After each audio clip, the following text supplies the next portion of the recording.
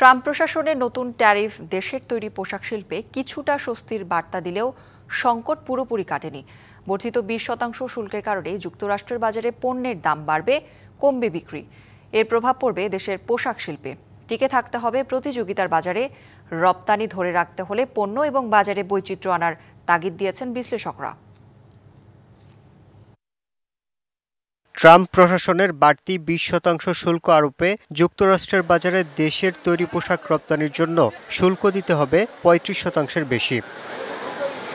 এতে যুক্তরাষ্ট্রের বাজারে বাড়বে পণ্যের দাম, কমবে বিক্রি। এই আমলাতান্ত্রিক জটিলতার ভিতরে না পড়লে আমাদের কাছে মনে হয়েছিল যে এটা পূর্বেই এটা সমাধান হয়ে যেত। বায়ারদের ভিতরে স্বস্তি এসেছে, তারা এখন তাদের রিটেইলটা নিয়ে চিন্তা করছে। সাধারণ যে ক্রেতা আছে তাদের কাছ থেকে হয়তো আমরা অনেক কমপ্লেইন আমরা পেতে পারি। জিনিসপত্রের দাম বাড়বে আমেরিকাতে এবং এই জন্য তাদের সেলস কমে যাবে।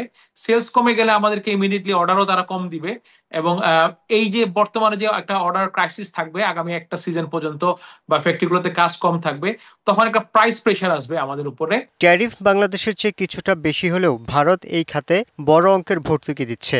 যুক্তরাষ্ট্রের বাজারে ভারতের পোশাক রপ্তানি গ্রোথ রেট 3.8%-এর বিপরীতে বাংলাদেশের 1%। সাবসিডি দিচ্ছে আপনার ল্যান্ড পারচেজে, সাবসিডি দিচ্ছে আপনার ইনফ্রাস্ট্রাকচারে এবং ব্যাংক ইন্টারেস্ট রেট অনেক কম। সেই সাথে হচ্ছে একটা বড় অঙ্কের ক্যাশ ইনসেন্টিভ। তো যদি ইন্ডিয়ার ট্যারিফ যদি আমাদের কাছাকাছি থাকে সেই ক্ষেত্রে অবশ্যই এটা একটা থ্রেট আমাদের জন্য still.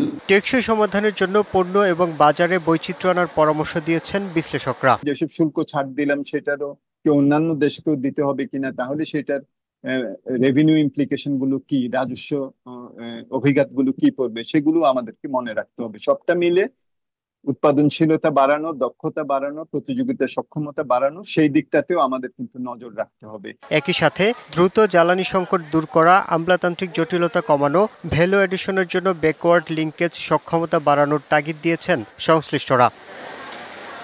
Yusuf Rana, DBC news, Dhaka.